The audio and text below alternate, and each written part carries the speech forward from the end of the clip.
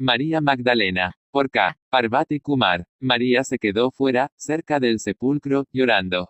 En medio de sus lágrimas, se inclinó hacia el sepulcro y vio a dos ángeles vestidos de blanco, sentados en el mismo sitio donde había estado el cuerpo de Jesús, uno a la cabecera y el otro a los pies.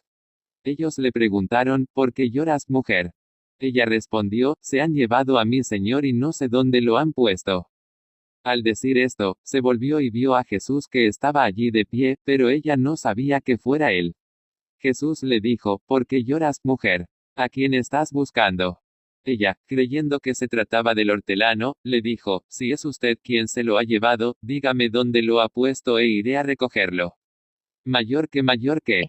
Jesús le dijo, María. Mayor que. Ella lo reconoció y le dijo en hebreo, Raboni, esto es. Menor que maestro. Mayor que. Juan 20, 11-16 de la mañana. Hay muchos iniciados en India que demostraron amor sin deseo. En Occidente tenemos a Jesucristo que lo demostró en su vida. Si amamos no podemos desear, eso es amor puro. Nosotros amamos a una persona porque deseamos ciertas cosas de esa persona. Amamos un lugar porque deseamos obtener algo de él. Amamos una cosa porque queremos obtener algo de ella. En nombre del amor lo que buscamos es la satisfacción de nuestros deseos. El iniciado no ama lugares, personas ni cosas. Para él el amor no necesita un lugar de encuentro. Para una persona común el amor necesita un lugar de encuentro. Para el iniciado no existe eso de mostrar amor. Mostrar amor no es sino mostrar deseo o satisfacer los deseos de los demás. El amor de Jesús era completo, en el sentido de que él nunca deseó nada de ninguno de sus discípulos. Él los amaba solo porque ellos se sentían atraídos hacia su modo de vida, que es la sabiduría de los iniciados. La relación de Jesús con María Magdalena era de alma a alma. No puede haber otro tipo de relación para un iniciado de ese nivel. Cuando Jesús apareció por las orillas del río Jordán al cabo de 18 años de preparación, era ya un hombre completo. En él se daba la presencia completa de los aspectos femenino y masculino. Era andrógino. No necesitaba la presencia de ninguna mujer a su alrededor. Ninguno de sus discípulos desempeñó un papel de apoyo. Él se mantenía a sí mismo. Los discípulos no estaban en grado de ayudar a Jesús. Él había venido a ayudarles a ellos, como podían ellos ayudarle a él. Si alguien se encuentra en una posición de recibir ayuda de sus discípulos, no es un maestro. Un maestro es independiente, autosuficiente, autónomo y confía en sí mismo. Él había venido a dar un ejemplo de sabiduría a unos pocos acerca de cómo debe ser un hombre completo. Su plenitud atrajo a unos pocos y él se la transmitió. La sabiduría que él tenía era todo un modo de vida. De entre los discípulos que recibieron el modo de vida de él, María Magdalena fue uno de los discípulos más prominentes. Ella pasó por una gran transformación en un breve periodo de tiempo, porque tenía alineamiento dentro de sí misma.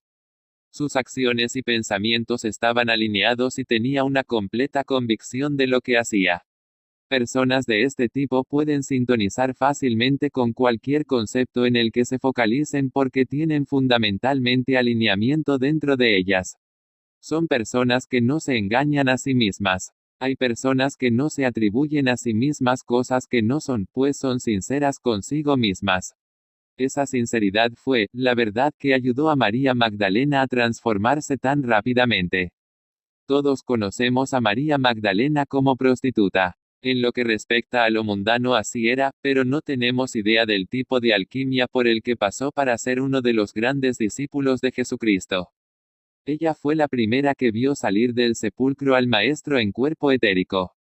A menos que hubiera tenido lugar tanto cambio dentro de ella, no hubiera podido ver la presencia etérica del Maestro. ¿Cuánto trabajo se habría hecho para convertir a una mujer común en una discípula? Una mujer depravada según la sociedad. En todas partes la transformación tiene lugar en el interior. No se mencionan los detalles de esa transformación que ocurre en el interior, sino solo los frutos del arduo trabajo. Se soportan en silencio las dificultades por las que se pasa. No vemos cómo la semilla se transforma en raíz y germina, no vemos cómo se produce la floración, tampoco vemos cómo se convierte la flor en fruto ni cómo madura el fruto. Solo conocemos el gusto del fruto cuando se nos ofrece. María Magdalena estaba metida de lleno en la vida mundana. Era considerada como una de las mujeres más hermosas de su tiempo y era admirada por todo el mundo. Era admirada por los líderes políticos así como por los dirigentes estatales. Todos la amaban y ella también creía que ellos la amaban, hasta que encontró a Jesús. María Magdalena tenía una personalidad muy grande. Vivía en medio de gran vanidad y riqueza. Tenía mucha influencia a nivel de gobierno y en los círculos políticos. Todos los hombres influyentes de la ciudad eran admiradores suyos. Todos tenían la sensación de que una mirada suya era un gran favor hacia ellos. Solía ir por las calles en un fastuoso palanquín y la gente solía mirarla con gran admiración como si fuera una reina. Solía disfrutar de tales situaciones. Acostumbraba a dar bendiciones con sus miradas y la gente se sentía complacida de que ella los mirase. Tal era el estatus de que gozaba María Magdalena. Un buen día cuando iba por la calle de esta manera, vio a Jesús caminando con sus discípulos. Jesús era un hombre muy hermoso, tenía todo el vigor de la juventud a sus 30 años. El gran daño que la posteridad le ha causado es dar una imagen triste de él como si nunca sonriera. Jesús era una persona sonriente que emanaba resplandor por todo su cuerpo. En su frente destacaba una luz dorada en forma de capullo, a la altura del entrecejo. Tal era la persona que iba caminando por el otro lado de la calle cuando María Magdalena iba en su palanquín. Todo el mundo la miraba con admiración, pero no Jesús. Ella sí que le miraba y se sintió herida pensando, ¿por qué no me habrá mirado este hombre? Comillas. Ella estaba acostumbrada a que la gente la mirase con admiración, pero ahora se veía en una situación en la que un hombre no la admiraba. Ella, naturalmente, se sintió herida y tomó nota de él. Esta fue la primera impresión que le causó Jesús. Esta misma situación se repitió por segunda vez y María Magdalena se llevó una impresión aún más profunda. Entonces, le preguntó a su dama de compañía si sabía quién era aquel hombre tan hermoso que ni siquiera la miraba. Esta mujer hizo sus averiguaciones y le informó de que Jesús era una especie de persona mística que enseñaba el Evangelio y que no parecía preocuparse de nada más. María Magdalena se acordaba de Jesús en todo momento y se preguntaba a sí misma si él no la amaría o como mínimo, si no sentiría simpatía por ella. Un día María Magdalena estaba en el balcón de su casa, contemplando el atardecer. De pronto vio a Jesús sentado bajo un ciprés cerca de la puerta de entrada de su jardín. Ella se regocijó y empezó a pensar si entraría a verla o si era ella quien debía salir. A ella le hubiese gustado que él hubiera entrado, pero él permanecía sentado tranquilamente bajo el ciprés. A María Magdalena le entró la duda y pensó, ¿habrá venido por mí o estará haciendo un alto en el camino? Estos pensamientos la acechaban hasta el extremo de llegar a inquietarla. El hombre con el que soñaba día y noche se encontraba ahora delante de la cancela de su casa, pero ella no estaba segura si él entraría o no. Su vanidad no le permitió salir e invitarlo a entrar. Pidió consejo a su dama de compañía y ésta respondió, ¿por qué no te llegas hasta él y le invitas? En vez de sufrir aquí dentro pensando en él, es mejor que vayas y te encuentres con él.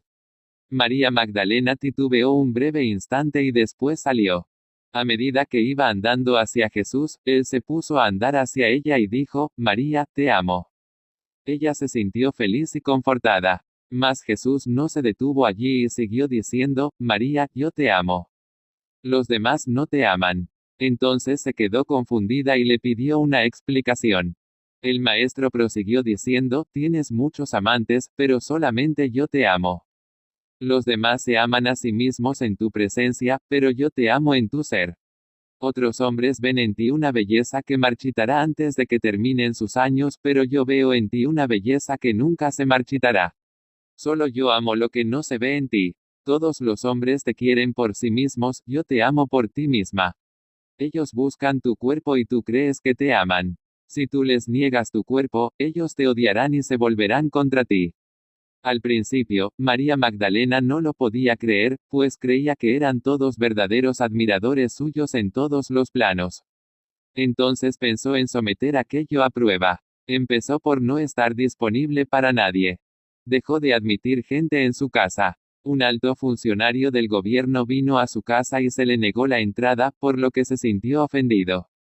Un oficial del ejército vino, pero tampoco fue admitido, por lo que también se sintió ofendido. Así, el funcionario de gobierno se sintió ofendido, el oficial del ejército se sintió ofendido, el político se sintió ofendido, el oficial de policía se sintió ofendido, el recaudador de impuestos se sintió ofendido y el mercader se sintió ofendido. Todos estos hombres ofendidos convocaron una reunión y por causa del insulto que habían recibido, declararon que era una prostituta. Antes de eso no era considerada como tal porque todos sus deseos eran satisfechos y se la trataba como a una persona muy importante. Sin embargo, ahora que ella les había negado su cuerpo y sus emociones, la declararon prostituta. Con este propósito invitaron a un sacerdote y le dijeron que le aplicara la ley de Moisés, lo que suponía la lapidación en público. Entonces fue encausada. De una gran vida mundana, María Magdalena quedó reducida a ser una prostituta de la calle, y la misma gente que solía mirarla con admiración empezó a lanzarle piedras. Llegó el día en que debía ser lapidada y cuando estaban a punto de empezar, llegó Jesús y se interpuso con su cuerpo para protegerla y les dijo, si todos vosotros sois hombres de honor, ¿a qué se debe que se haya convertido ella en prostituta? ¿Cómo puede una mujer convertirse en prostituta a no ser que los hombres se comporten mal? Aquel que no se haya comportado mal con ella que tire la primera piedra. La fuerza de esta afirmación del maestro dejó atónitos a quienes querían lapidarla y se marcharon. Una vez más Jesús le dijo, María, yo te amo, los demás no te aman. Entonces comprendió que estaba ante un hombre que había ofrecido su vida para protegerla y que no deseaba su cuerpo.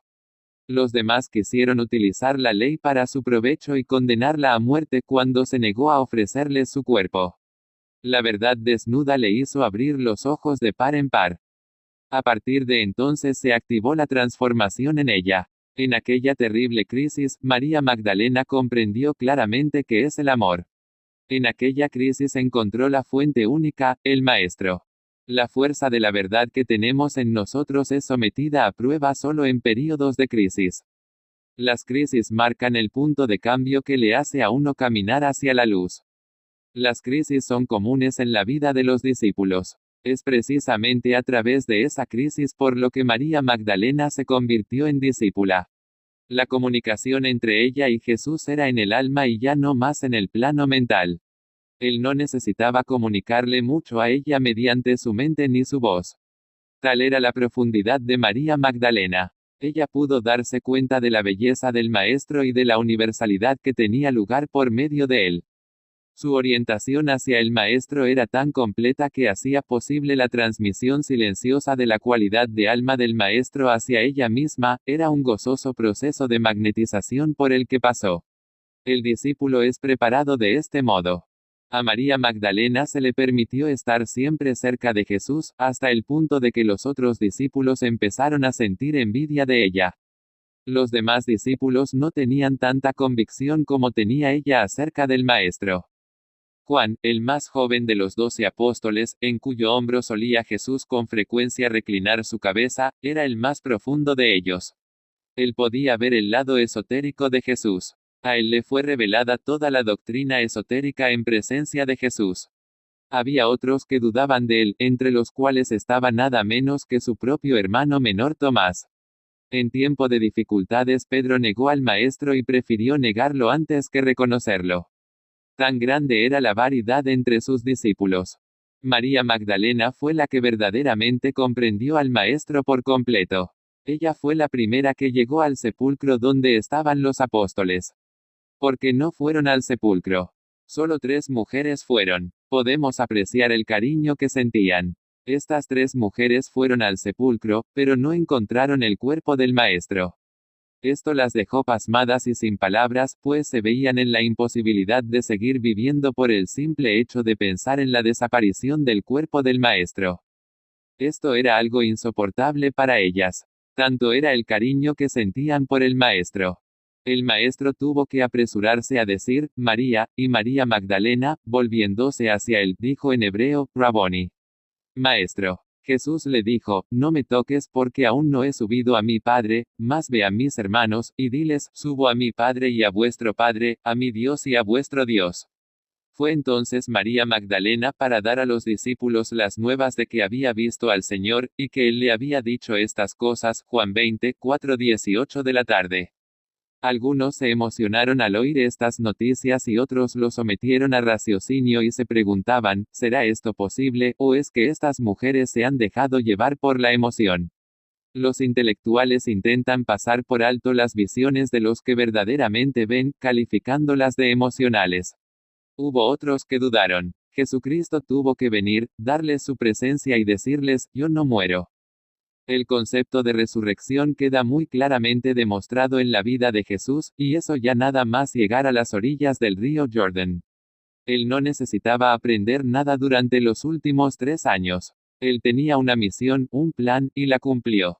Siempre fue un gran desafío para la humanidad y lo sigue siendo, desafiando al intelecto humano con su demostración de la vida después de la muerte. Las enseñanzas que Jesús dio eran completas y muy sencillas, pero solo unos pocos pudieron realmente recogerlas en su sentido completo. María Magdalena fue una de esas personas.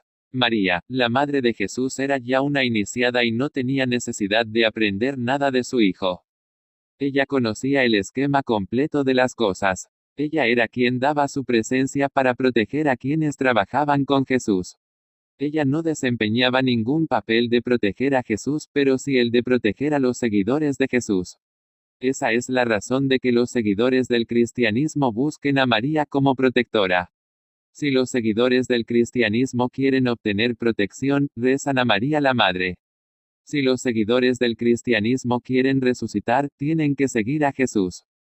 La relación entre Jesús y María Magdalena fue una relación de completo entendimiento entre maestro y discípulo.